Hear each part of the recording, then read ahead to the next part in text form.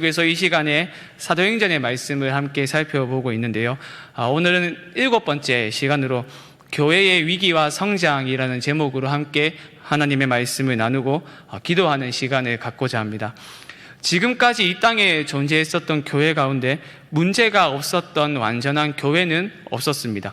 지금 이 시점에 있는 교회도 완전하지 않고 앞으로 주님 오실 그날까지 이 땅에 존재하게 될 교회 또한 완전할 수 없습니다. 우리가 사도행전을 통해 살펴보고 있는 초대교회도 문제가 전혀 없었던 완전한 그런 교회가 아닙니다.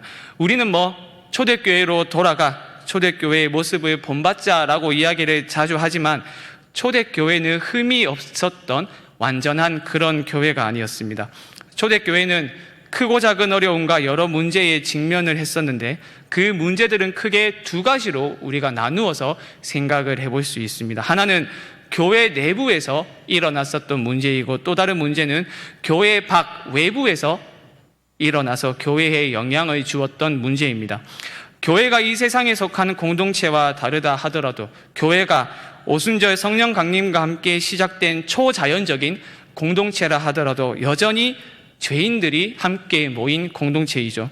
그리고 그리스도의 죽음과 부활로 이 땅에 도래한 하나님의 나라에 속하여 새로운 질서 속에서 교회는 살아가지만 여전히 죄와 사망이 다스리고 있는 이 땅에 발을 디디며 살아가고 있어서 밖에서 오는 어려움과 크고 작은 문제에 직면할 수밖에 없습니다. 초대교회는 이런 두 종류의 문제에 직면했었는데 놀랍게도 그들의 믿음은 꺾이지 않았습니다. 문제 때문에 위축되거나 세상과 타협하지 않았고 오히려 본질에 집중하는 모습을 보였으며 믿음을 지키다가 순교의 자리까지 나아가기도 하였습니다. 우리는 오늘 본문의 말씀을 통하여 갓 태어난 초대교회가 어떤 문제와 어려움에 직면을 했었고 또 그것들을 어떻게 극복했는지에 대해서 함께 살펴보고자 하는데요. 첫 번째 살펴볼 문제는 교회 내부에서 발생했었던 문제인데 바로 아나니아와 삽비라의 이야기입니다. 우리가 저번 주에 살펴보았었던 사도행전 4장은 교회가 사도들의 발 앞에 밭과 집을 팔아 얻은 값을 사도들의 발 앞에 둔 것으로 끝이 났었죠. 특별히 누가는 그 교회 가운데에서 한 사람에 집중해서 그 사도행전은 기록을 했었는데요. 그 한 사람이 누구였습니까? 바로 바나바라고 하는 사람입니다. 사도행전 4장 36절과 37절은 이렇게 이야기를 합니다. 구브로에서 난 레위족 사람이 있으니 이름은 요셉이라. 사도들이 일컬어 바나바라 번역하면 위로의 아들이라 하니 그가 밭이 있음에 팔아 그 값을 가지고 사도들의 발 앞에 두니라. 그리고 4장 이야기의 연장선으로 이어지는 오늘 본문에서도 사도들의 발 앞에 밭을 판 값을 둔 아나니아와 삽비라 이 부부의 이야기가 등장합니다. 이 부부는 앞서 등장한 바나바와 대조를 이룬다고 할 수 있는데요. 바나바는 하나님으로부터 받은 은혜에 자발적으로 헌신한 이타적이고 모범적인 모습으로 제시가 되었지만 본문에 등장하는 부부는 다릅니다. 아나니아와 삽비라 부부는 공동체 내에서 명성을 얻기 위하여 위선의 모범을 보여 모범이 아닌 반면교사로서 지금 제시가 되고 있는데요. 아나니아와 삽비라 부부도 땅을 팔고 받은 값을 사도들의 발 앞에 두었습니다. 그런데 문제는 팔고 남은 돈 얼마를 감추었다는 데에 있습니다. 3절 하반절을 보시면 땅값 얼마를 감추었느냐라고 지금 베드로가 묻고 있죠. 베드로는 아나니아의 모습에서 위선을 보았고 그 위선은 사람에게 했었던 거짓말이 아니라 성령과 하나님을 향한 거짓말이었습니다. 거룩하신 하나님은 아나니아와 삽비라의 거짓말을 묵인하지 아니하시고 죽음으로써 심판을 하셨는데요. 여기서 중요한 것은 연보를 했던 그 목적에 있습니다. 소유를 팔고 그 수익금 일부만을 가난한 동료 신자들을 위하여서 헌금을 했다는 것 그 자체로도 매우 훌륭한 일이고 칭찬받아 마땅한 일입니다. 하지만 그것을 행했던 동기가 문제입니다. 바나바와 달리 본문의 부부는 명성을 얻기 위하여 가면을 썼습니다. 2절을 보시면 이렇게 이야기를 하죠. 그 값에서 얼마를 감춤해 그 아내도 알더라. 얼마만 가져다가 사도들의 발 앞에 두니. 얼마를 감추다라고 할 때 이 감추다 할 때 사용된 동사 감추다의 형태가 좀 중요한데요. 이 동사의 형태를 생각하여서 이것을 정확하게 번역을 하면 아나니아는 자신과 그의 아내를 위해서 감추었다로 번역하는 것이 더 정확한 번역입니다. 바나바와 성도들의 헌금을 보았던 사람들은 그들을 향하여서 칭찬과 박수의 갈채를 보냈을 것이고, 그런 반응을 보았던 아나니아와 삽비라는 교회와 가난한 자들을 위해서 헌금을 하였는데 그 목적은 가난한 자들을 위해서가 아닌 바로 명성을 얻기 위한 헌금이었습니다. 그리고 이 마음은 분명 성령이 주었던 마음이 아니라 사탄이 주었던 마음입니다. 아나니아의 마음을 읽은 베드로가 이렇게 말하죠. 3절 상반절을 한번 보시죠. 베드로가 이르되 아나니아여 어찌하여 사탄이 내 마음에 가득하여 라고 이야기를 하고 있습니다. 앞선 4장의 말씀과 대조되는 것을 우리는 발견을 할 수 있지 않습니까? 믿는 무리가 한 마음과 한 뜻이 되어 물건을 통용하고 가난한 사람을 위하여서 자신의 재산을 바칠 수 있었던 그 근원적인 이유가 무엇입니까? 바로 그들이 성령으로 충만했기 때문입니다. 4장 31절과 32절을 한번 보실까요? 빌기를 다음에 모인 곳이 진동하더니 무리가 다 성령이 충만하여 담대히 하나님의 말씀을 전하니라.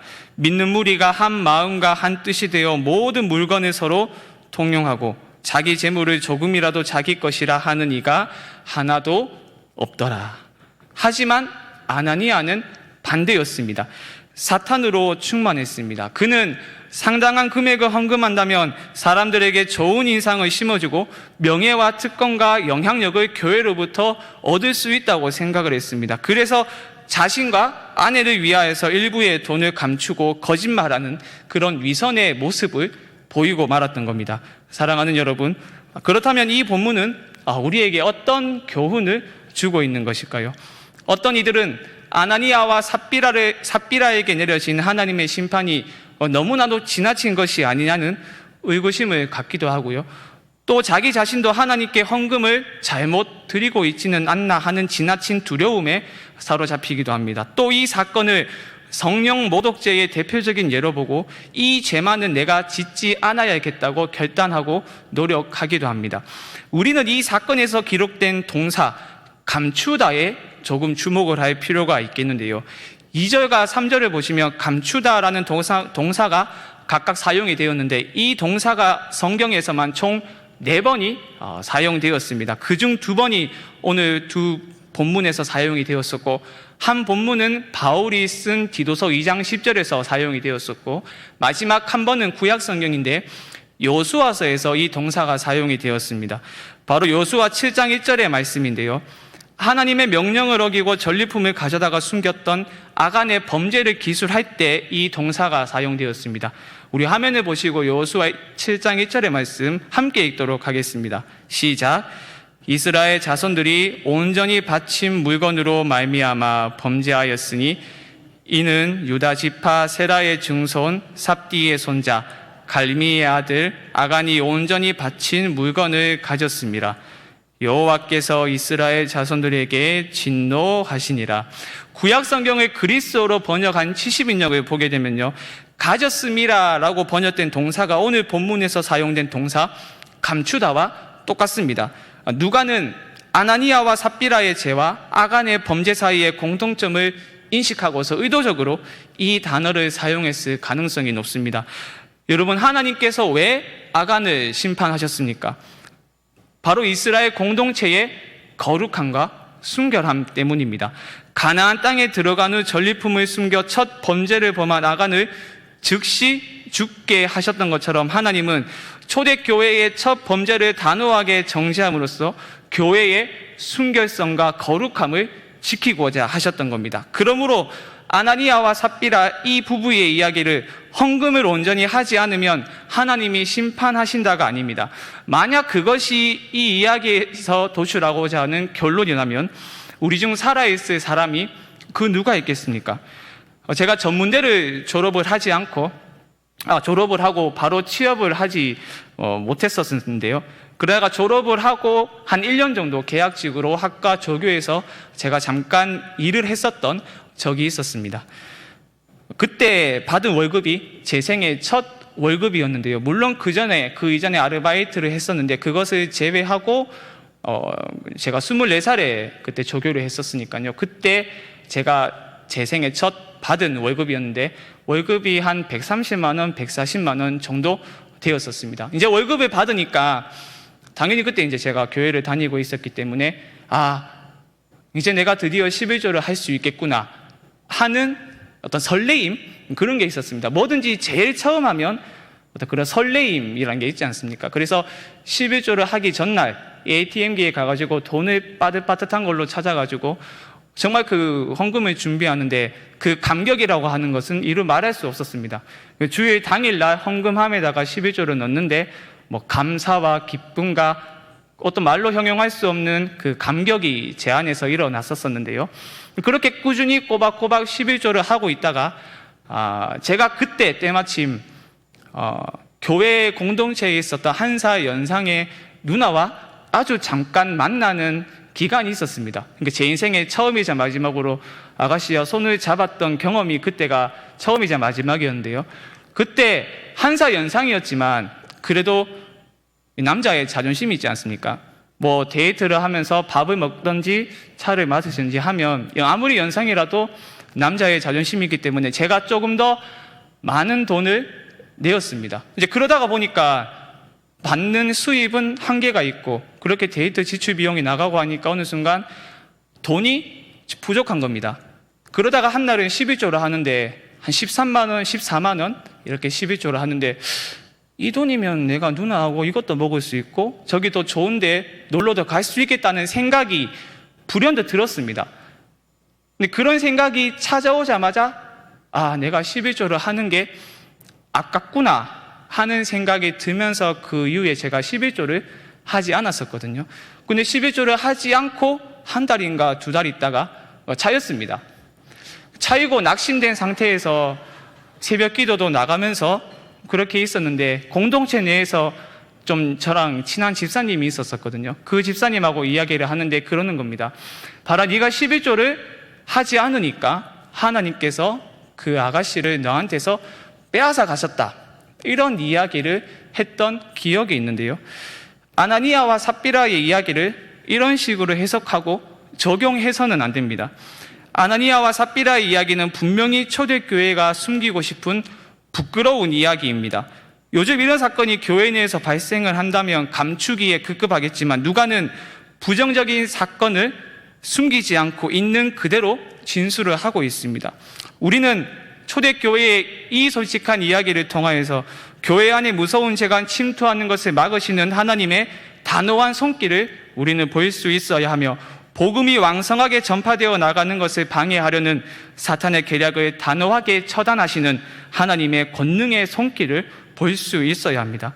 오순절 성령이 강림한 후 태동한 교회는 이 세상에서 볼 수 없었던 독특하고 특별한 공동체로 초자연적인 공동체임이 분명합니다. 그러나 머리부터 발끝까지 죄에 물든 인간이 모인 공동체이니 부족한 모습이 여전히 남아있었고 사탄은 교회 내부의 거짓됨으로 교회를 파괴시키기 위하여 부단히 노력을 했고 지금도 교회를 파괴하기 위한 사탄의 계략은 계속되고 있습니다. 그래서 교회의 모습이 늘 낭만적이거나 의롭기만 한 것은 아니죠.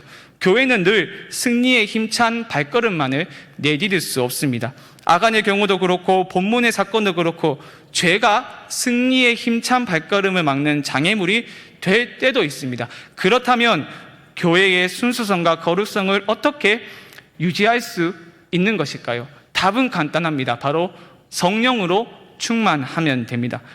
4장에 나오는 초대교회와 바나바, 그리고 오늘 본문의 아나니아와 삽비라를 비교해 보십시오. 어떤 차이가 있습니까? 이 차이가 다른 결말을 만들었습니다.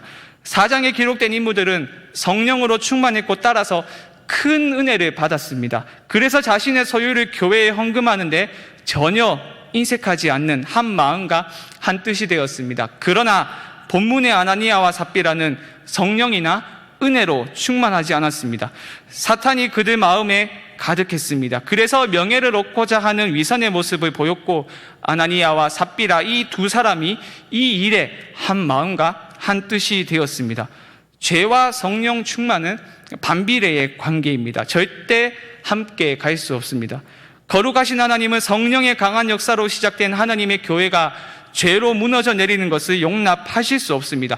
그렇기에 교회는 늘 성령으로 충만하여져서 죄의 유혹으로부터 이겨야 합니다. 교회는 이 땅 위에 존재하지만 이 땅을 살아가는 존재가 아닙니다. 죄와 사망을 다스리는 옛 시대에서 벗어나 의와 생명이 통치하는 하나님의 나라에 속한 존재가 바로 교회입니다. 하지만 여전히 이 땅에 발을 디디며 살아가고 있고 우리의 몸 전체에 부패한 흔적이 남아있기 때문에 죄의 유혹에 쉽게 넘어가고 우리는 또 쉽게 죄를 지으며 살아갑니다. 그렇다고 우리의 소속과 통치가 바뀐 것은 아닙니다. 본문에서 베드로가 사탄이 네 마음에 가득하여 라고 말하지만 이것은 사탄이 유다의 마음속에 들어가서 결국 유다의 행동을 주장한 그 경우와는 다릅니다. 그 작년에 화제가 되었었던 드라마 중에 수리남이라고 하는 드라마가 있죠. 거기 주인공 황정민이 그 자신의 계획과 뜻대로 행동하지 않은 부하 직원을 향하여서 이런 유명한 말을 남깁니다. 너 사탄 들렸어? 오늘 본문에서 이야기를 하는 게 수리남에서 이야기를 하는 것과 흡사하죠. 본문의 경우 아나니아와 삽비라가 공동체를 위하여 희생하였다는 좋은 인상을 심어주고 싶은 열망을 사탄이 그들의 마음에 채운 겁니다. 이것은 아나니아는 그렇게 하기 싫었는데 사탄이 그 마음을 심었다는 의미가 아닙니다. 아나니아와 삽비라는 그 마음을 품었고 사탄이 이것을 적극적으로 사용했습니다. 우리의 작은 죄의 모양이라도 버리고 죄와 싸우되 피 흘리기까지 싸워야 합니다. 안일하게 생각을 해서는 안 됩니다. 가루 서말 속에 들어간 누룩이 반죽을 전부 부풀게 한 것처럼 우리가 생각했을 때에 작고 가벼워서 방치해 두었던 죄가 언제 공동체 전체에 영향을 미치고 공동체 전체를 파괴하게 될 줄 모릅니다. 그래서 시간이 지나 골마 썩어 문드러지기 전에 아프더라도 뽑아내야 합니다. 그리고 성령이 내 삶을 다스릴 수 있도록 늘 성령 충만을 구해야 되겠죠. 내가 의지적으로 죄를 짓지 않으려고 노력한다고 해서 되는 것이 아닙니다. 가장 확실한 방법은 우리 교회가 성령으로 충만하게 되면 죄와 싸워 이길 수 있고 죄의 모양은 작은 것이라도 버리고 뿌리를 뽑을 수 있습니다. 그래서 성령 충만의 여부에 따라 교회는 가장 빛나는 정결한 빛이 될 수도 있고 가장 구역질 나는 쓰레기장이 될 수도 있습니다. 우리 교회가 성령으로 충만하여져서 죄를 미워하고 멀리하고 싸워서 교회의 거룩함과 순결함을 지킬 수 있기를, 그래서 하나님이 기뻐하시는 모습으로 세워져 갈 수 있게 되기를 주님의 이름으로 간절히 축원드립니다.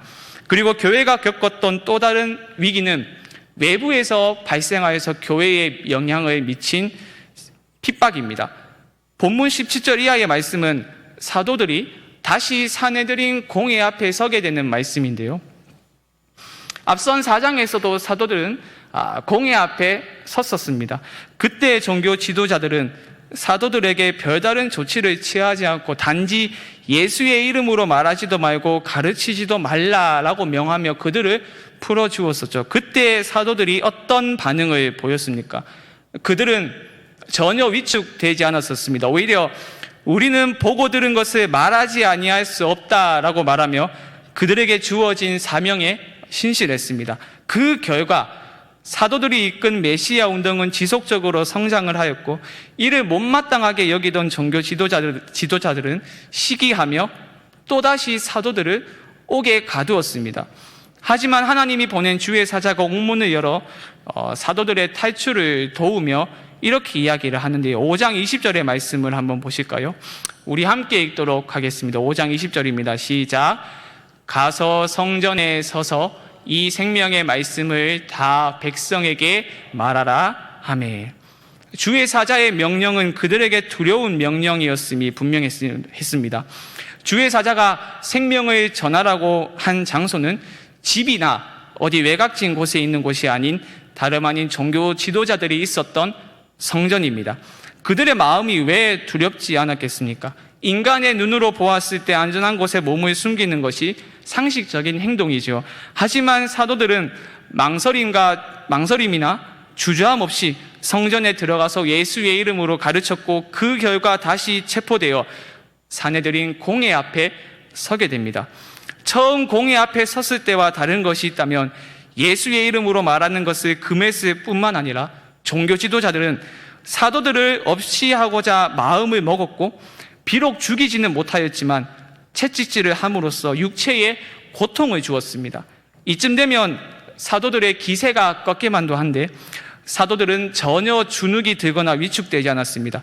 그들은 오히려 기뻐하며 성전뿐만 아니라 집집마다 찾아다니며 예수가 구원자임을 쉬지 않고 전하며 전도를 했습니다. 42절을 다시 보시죠.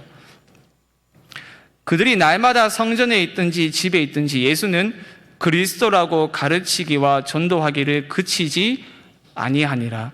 그들은 죽음의 위협과 육체의 고통이 눈앞에 있음에도 불구하고 그들의 마음은 전혀 변하지 않았습니다. 그 어떤 위협과 핍박도 복음과 그들이 받은 사명에 대한 의지를 꺾지 못했습니다. 사랑하는 여러분, 이것이 기독교입니다. 기독교는 어떤 세력에 의해서도 사탄의 어떠한 공격에 의해서도 절대 침묵하지 않습니다. 기독교를 침묵시킬 수 있는 존재와 세력은 없습니다. 지난 2000년 기독교의 역사를 여러분 한번 돌아보십시오. 믿음의 선배들은 침묵하지 않았고 온갖 위협과 박해 그리고 죽음의 위협에도 불구하고 도리어 기뻐하며 복음을 전하였기 때문에 지금 우리가 이 자리에 앉아 예배를 드릴 수 있는 것 아닙니까? 예전 믿음의 선배들과 비교했을 때 우리는 얼마나 편한 환경에서 신앙생활을 하고 있습니까? 그런데 그 편안함이 우리에게 독이 되어가고 있는 것 같습니다. 편안함이 독으로 작용하여서 그 뒤에 숨어 복음을 향한 열정, 신앙의 야성을 잃어버리고 만족하고 있는 모습이 현재 우리의 주소는 아니니까. 사람들로부터 거절당한다는 것에 너무 주눅들지 마십시오. 어쩌면 그것은 너무나도 당연한 반응입니다. 우리 주님도 가는 곳곳마다 환영받지 않으셨는데 우리가 뭐라고 사람들로부터 환영을 받을 수 있겠습니까? 복음이 외면되고 무시당하는 것은 지극히 당연한 겁니다. 요즘 시대가 아무리 악하다고 하지만 세상은 언제나 늘 악했었고 지금도 역사하는 마귀는 복음이 전파되는 것을 막기 위하여서 온갖 수단과 방법을 다 동원합니다. 이 세력 앞에서 여러분의 반응은 어떻습니까? 한 번 거절당했다고 포기하겠습니까? 설령 위협이나 박해가 있다 하더라도 그 앞에서 무릎을 꿇겠습니까? 오늘 사도들의 반응을 주목하십시오. 그들은 위협 앞에서도 무릎을 꿇지 않고 오히려 기뻐하며 예수의 이름을 가르치고 전하는 이해할 수 없는 모습을 보였습니다. 그들이 왜 그토록 기뻐하였을까요? 고통당한다는 것을 즐거워하는 마조이스트라서 그들이 즐거워했습니까? 그들이 세상으로부터 경험했던 고난은 예수님의 이름을 위해 받은 고난이었고 그것은 곧 아들을 통해 세상을 구원하시려는 하나님의 거대한 구원 사역에 동참하는 고난이었기 때문에 그들은 기뻐했습니다. 그래서 그들은 기뻐했고 사명을 받은 제자로서 신실하게 그렇게 살아갔던 겁니다. 사랑하는 여러분, 복음 선포는 교회의 강단에서 뿐만 아니라 우리의 입술과 또 우리의 삶을 통해서도 세상을 향해 선포되어야 합니다. 우리가 파송하고 후원하는 선교사님을 통해서도 복음은 계속해서 전해져야 합니다. 그 어떤 것도 우리가 믿는 이 기독교를 침묵시킬 수 없습니다. 그러므로 상황이 점차 어려워진다 하더라도 포기하지 않고 기쁨으로 주께서 우리에게 주신 이 사명에 신실할 수 있게 되기를 주님의 이름으로 축원드립니다. 이제 말씀을 정리하겠습니다. 오늘 본문에서 우리가 살펴보았듯이 이제 막 태동되었던 예루살렘 교회는 두 차례의 위기를 겪었습니다. 하지만 그들은 그 위기를 잘 극복하고 오히려 위기를 기회로 삼아 성장하는 놀라운 모습을 보였는데 그럴 수 있었던 가장 근본적인 원인은 그들의 어떤 열심과 열정이 있어서였겠지만 우리는 오늘 본문에서 교회를 지키시고 도우시는 하나님의 손길을 볼 수 있습니다. 아나니아와 삽비라의 사건을 통하여서 교회는 자칫 흔들릴 수도 있었지만 사도들은 표적과 기사를 많이 일으켰고 이를 통하여 하나님이 역사하사 믿는 자들을 더하여 주셨습니다. 오늘 본문 12절 상반절을 보시면 이렇게 이야기를 하는데요. 사도들의 손을 통하여 민간에 표적과 기사가 많이 일어나매. 누가는 사도들이 민간에 많은 표적과 기사를 일으켰다라고 기록을 하지 않았습니다. 사도들의 손을 통하여라고 누가는 기록을 하였죠. 이 두 진술에는 명백한 차이가 있습니다. 전자는 사도들이 그 일의 주동자인 반면 후자는 비록 명시가 되어 있지는 않지만 사도들을 도구로 사용하셔서 복음이 널리 전파되도록 하신 하나님의 손길이 있습니다. 그 결과 큰 무리가 나아왔습니다. 본문 14절을 보시죠. 믿고 주께로 나아오는 자가 더 많으니 남녀의 큰 무리더라. 여기서 우리말로 나아오는이라고 번역된 단어를 정확히 번역을 하면 더해졌다입니다. 분명 누가의 진술에 따르면 아나니아와 삽비라 사건 이후 사람들은 두려움을 느껴서 사도들과 상종을 하지 않았습니다. 11절과 13절을 각각 보실까요? 온 교회와 이 일을 듣는 사람들이 다 크게 두려워하니라. 13절입니다. 그 나머지는 감히 그들과 상종하는 사람이 없으나 백성이 칭송하더라. 분명 사람들은 사도들과 거리를 유지했는데 믿고 주께로 나아오는 자가 더 많으니라고 본문은 이야기를 합니다. 그리고 누가는 이것이 하나님의 돕는 손길이라 말합니다. 이런 돕는 손길은 사도들이 옥에 갇혔을 때에도 있었습니다. 주의 사자가 나타나서 사도들을 구했지 않습니까? 이것은 사도들의 기도에 대한 일종의 응답이라고 할 수 있습니다. 저번 주 본문이었던 4장 29절에서 사도들은 이런 기도를 하나님께 올려드렸습니다. 주여 이제도 그들의 위협함을 굽어 보시옵고 또 종들로 하여금 담대히 하나님의 말씀을 전하게 하여 주시오며 라고 말입니다. 신실하신 하나님은 바로 사도들의 이 기도에 응답하셨습니다. 또 사도들이 공회 앞에 다시 서게 되었을 때 당시 율법 교사 가말리엘이 이런 말을 함으로써 사도들을 지켰습니다. 본문 38절과 39절입니다. 이제 내가 너희에게 말하노니 이 사람들을 상관하지 말고 버려두라.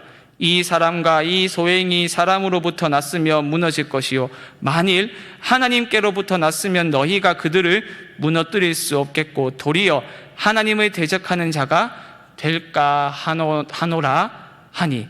가말리엘 뒤에 하나님의 돕는 손길이 있었음을 우리는 짐작을 할 수 있습니다. 사랑하는 여러분, 누가는 사도들의 행적을 기록할 때에 복음에 대한 열정과 순종을 강조하면서도 동시에 항상 이 모든 행적 배후에 하나님의 돕는 손길이 있음을 잊지 않았습니다. 우리의 노력으로 우리의 사명을 감당하는 것이 아닙니다. 우리에게 사명을 주신 하나님은 사명을 주시고 멀리서 팔짱을 끼며 그저 바라보시면서 방관하시는 그런 분이 아닙니다. 비록 보이지는 않더라도 우리를 돕는 하나님의 손길이 있습니다. 위기에서 우리를 건지시는 하나님의 선한 손길이 있습니다. 복음을 향한 우리의 수고와 헌신이 땅에 떨어지지 아니하고 열매가 주렁주렁 맺힐 수 있도록 우리를 사용하시는 하나님의 손길이 항상 있습니다. 그러므로 우리는 홀로 사명을 감당하는 것이 아닙니다. 사명을 주신 하나님이 우리에게 힘을 주시고 능력을 주시고 담대함을 주시고 필요한 모든 것들을 공급하여 주십니다. 하나님의 손길이 항상 우리를 안위하신다는 것을 확신하며 우리의 사명을 신실하게 감당하는 우리 성강교회가 될 수 있기를 주님의 이름으로 간절히 축원드립니다.